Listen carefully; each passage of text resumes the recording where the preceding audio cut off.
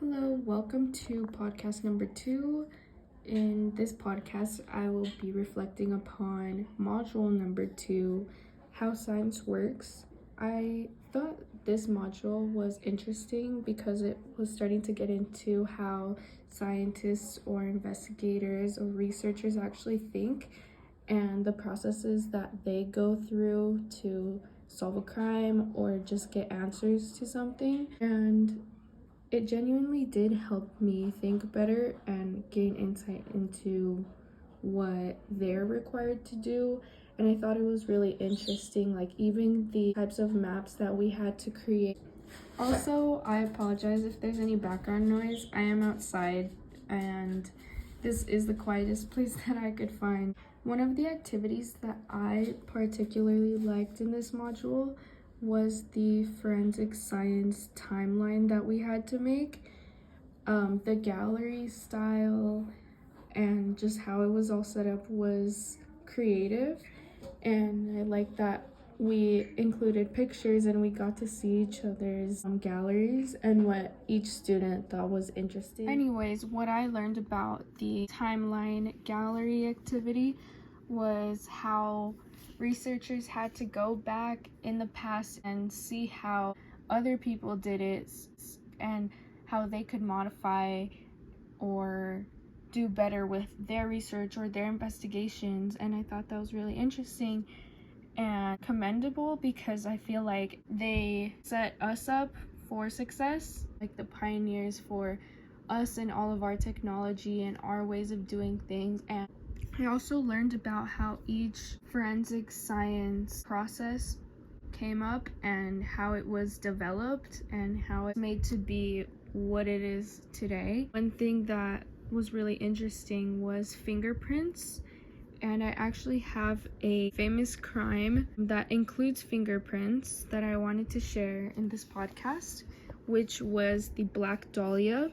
And this is coming from the FBI government site, and it says the 1947 murder of a 22-year-old Hollywood hopeful in Los Angeles has never been solved. On the morning of January 15th, 1947, a mother taking her child for a walk in a Los Angeles neighborhood stumbled upon a gruesome sight: the body of a young naked woman sliced clean in half at the waist. The body was just a few feet from the sidewalk and posed in such a way that the mother reportedly thought it was a mannequin at first glance. Despite the extensive mutilation and cuts on the body, there wasn't a drop of blood at the scene, indicating that the young woman had been killed elsewhere. The ensuing investigation was led by the LA Police Department.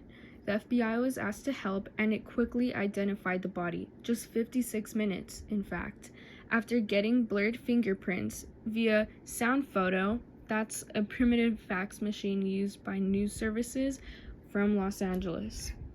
The young woman turned out to be a 22-year-old Hollywood hopeful named Elizabeth Short, later dubbed the Black Dahlia by the press for her rumored penchant for sheer black clothes and for the Blue Dahlia movie out at the time.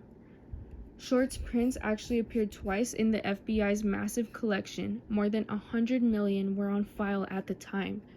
First, she had applied for a job as a clerk at the commissary for the Army's Camp Cook in California in January 1943. Second, she had been arrested by the Santa Barbara police for underage drinking 7 months later. The Bureau also had her mugshot in its files and provided it to the press. In support of LA police, the FBI ran records checks on potential suspects and conducted interviews across the nation.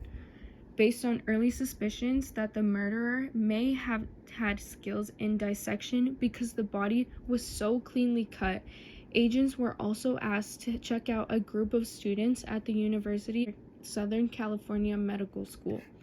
And in tantalizing potential break in the case, the Bureau searched for a match to fingerprints found on an anonymous letter that may have been sent to authorities by the killer, but the prints weren't in the FBI files.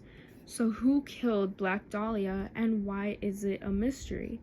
The murderer has never been found, and given how much time has passed, probably never will be, and the legend grows. So obviously the use of investigational tactics have been used for a really long time, and within the forensic science timeline that we were assigned, I found that in the 1800s was when people started to get introduced to the use of fingerprints. Henry Faulds in 1880 published a paper in the journal Nature suggesting that fingerprints at the scene of a crime could identify the offender. This was one of the first instances of fingerprints being used in a crime. I used this example to just showcase how long these investigational procedures have been used and how successful they can be. Now that we know the importance of timelines and use of technology, now let's get into some of the newer stuff. I found this one to be very interesting because it deals with bodily fluids. I don't know if that sounds weird, but anything with the body is just interesting to me. And this is by Science Daily in 2023, and it reads, Improving Blood Stain Pattern Analysis with Fluid Dynamics. Secondary automation can redirect blood droplets, misleading crime scene investigators. Researchers model the behavior of blood droplets during secondary automation to examine how the phenomenon affects a crime scene. The team examined different starting droplets, confirming their model with experiments. They found the effect of secondary automation was significant and predictable. The smaller droplets were easier to sweep up by the firearms gases and turn around toward the victim. The discovery could explain how short-range shooter might stay clean from bloodstains. So this is pretty much saying that a bullet entering a human's body can result in multiple drops splattered in the air, and some of these drops are big enough to be torn apart by air drag forces acting on the drop while it's flying in the air. So pretty much that the drops can move from the victim to the shooter. The splatter analysis can be used in investigation. This work can also help distinguish between a suicide and a staged homicide. On to another recent event that I found really interesting is this article by New Scientist in 2020.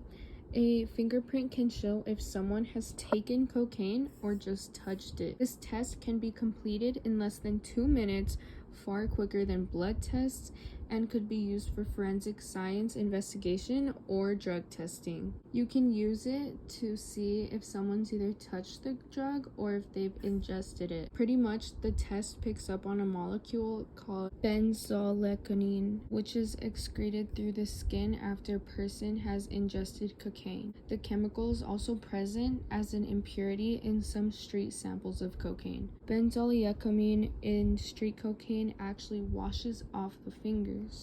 This was just another current event that could relate to what I was talking about earlier regarding fingers and fingerprints. This other current event that I'm about to talk about is brought to you by the Archives FBI website. It's about footwear impression evidence. Footwear impression evidence is a determining source of a footwear impression recovered from a crime scene. The process of examining footwear impression evidence takes into account class and identifying characteristics. These characteristics can range from physical size, design, mold, the manufacturer, company, etc. Valuable information in the manufacturing process can narrow down to a specific mold. So that could also narrow down to a specific identity and be traced back to other types of footage. So pretty much footwear impressions are found at every crime scene. They offer an important link between the suspect and the crime scene, and it's part of a significant form of physical evidence and evidence left behind, and allow investigators to see where a crime scene was and direction the suspect traveled while committing the crime. So with this valuable information being brought up, more people are being trained and more able to identify significant parts of evidence. For the last current day forensic event, I'll be talking about how a forensic scientist scrapes bones for clues to time of death.